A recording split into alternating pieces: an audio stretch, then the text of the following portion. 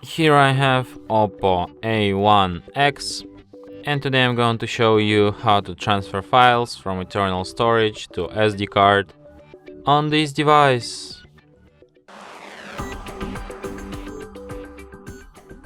So to do this, firstly you have to open Files application.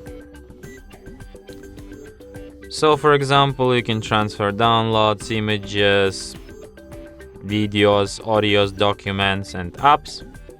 So let's transfer some image, for example this one. So you hold your finger on it, then tap on three dots here, select if you want to move it or if you want to copy it. So let's copy.